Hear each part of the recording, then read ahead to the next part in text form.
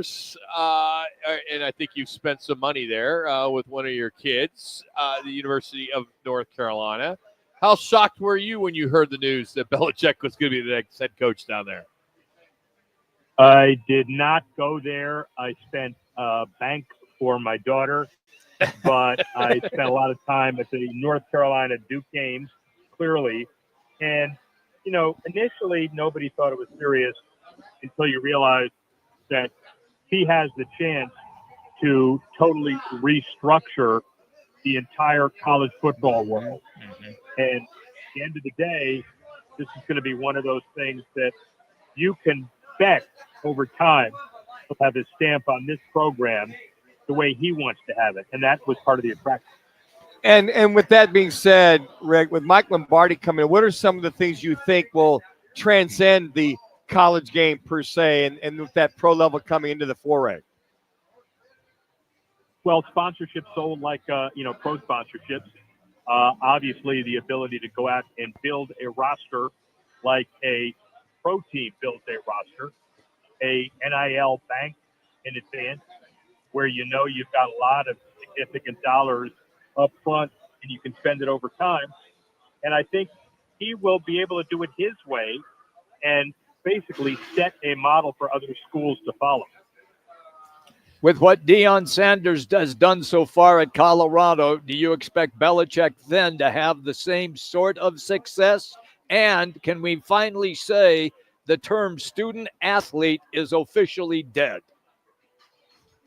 Well, I don't know if we would ever say it was officially dead. It's, slowly been chipped away. And I think maybe athlete student, occasionally some of these kids understand that the stepping stone to pro football works, but if he doesn't become a pro football player, there are a lot of other positives as far as they're concerned. But when you think about it, this is one of those programs like Colorado that can be boosted overnight, going from the middle of the ACC to the top. Rick, the National Football League, you got the Eagles, the Bills, the Dolphins. They've added some new ownership, some minority owners. They've some private equity deals.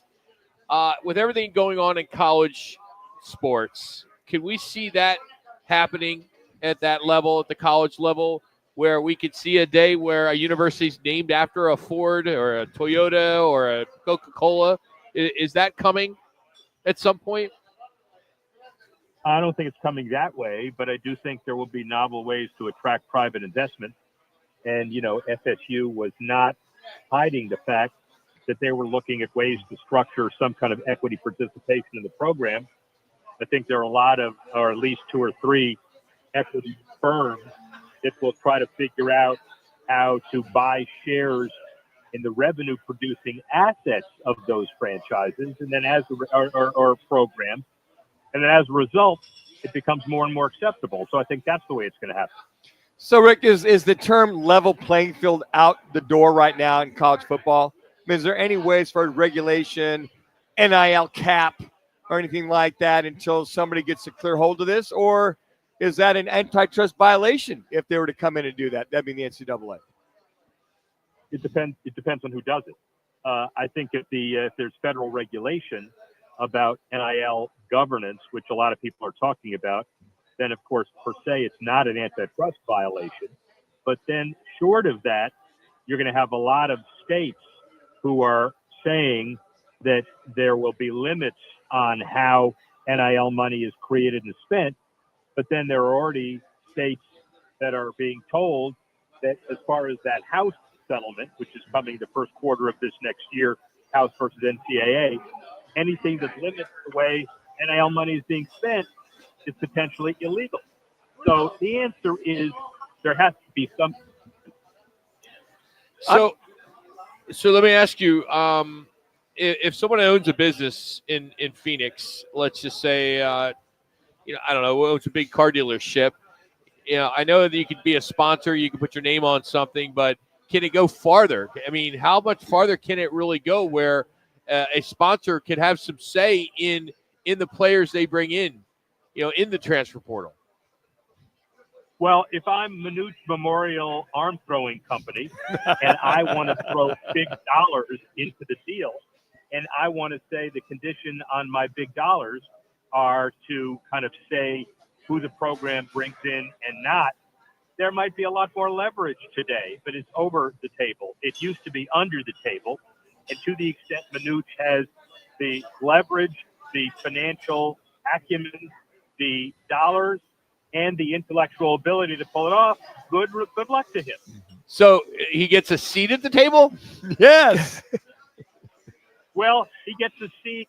He gets a seat in the front room, and he gets a seat at the kiddies table. Hey, at least I'm in the room, right? You're in the room, man. That's all. All you need to do is to be in the room. You know, interesting. Kenny Dillingham, head coach here at ASU, talking about the branding. You know, now they're there. You're talking about the fork, and you just think over and over again. How long would it take, for example, for ASU? Would it be the next 10 years of consistency in the playoff for that fork, that brand, that Arizona State brand, to be able to be in the same ballpark as the USCs, the Notre Dames, the Georgias, what have you? Talk about what kind of time frame to make that a commonality in college football. Well, I think his biggest challenge will be the next couple of years. The afterglow of big programs. I have another analogy that I'd like to make. Miami and FAU were two of the Final Four basketball teams 2 years ago. And everybody was talking about how they were going to be consistent programs every single year, high visibility, recruiting in the sunshine. Why not? FAU is not in oblivion, but it's awful hard for them. And the University of Miami has not gotten off to a head start in basketball. So the point is not how well you do today, but how you sustain it. Rick Horrow is our guest on the Right Toyota guest line. Rick, Grand Canyon University is now in hot water with a lawsuit, and they are going to jump to the Mountain West Conference in 2026.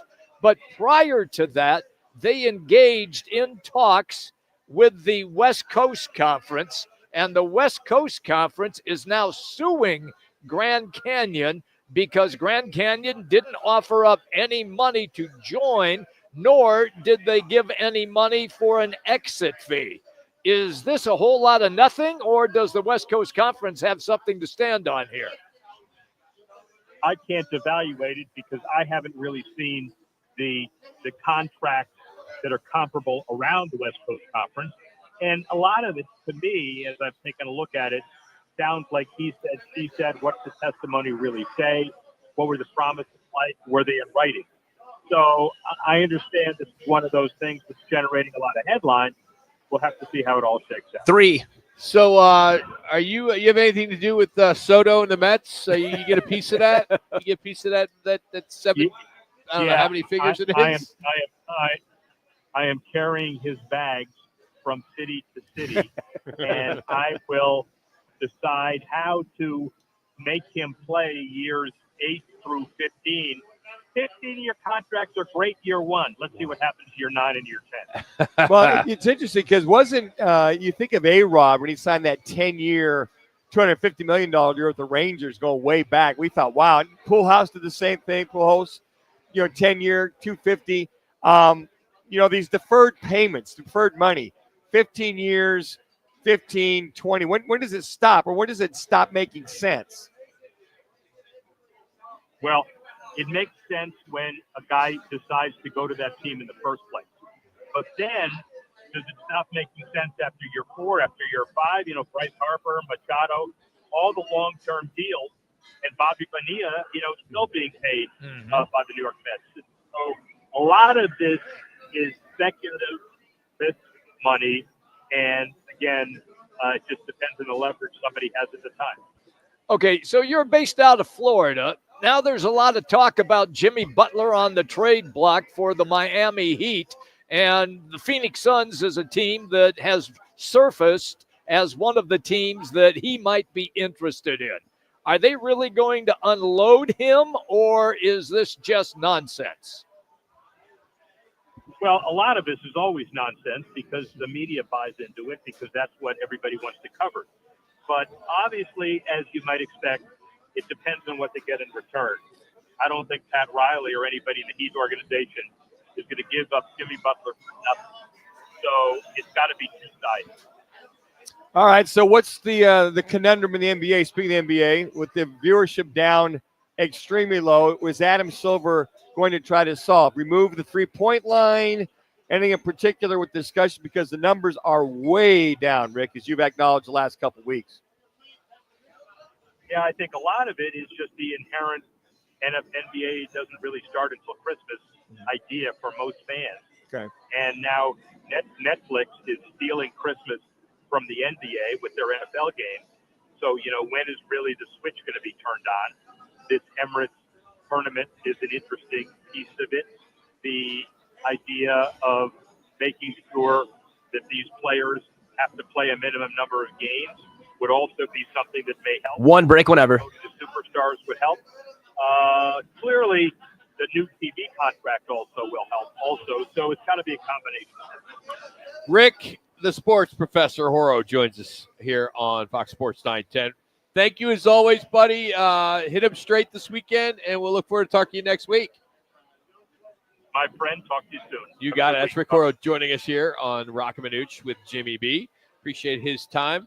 Coming up, we're going to bring back Charlie Ragle. Joined us in the first hour of the program. We're going to talk about the transfer portal with him. His thoughts of Rich Rod taking the West Virginia job, as Rich Rod was very instrumental in his career. So we'll talk to him about that and much, much more as we continue from the Twin Peaks in Scottsdale. It's Rock and Manooch with Jimmy B.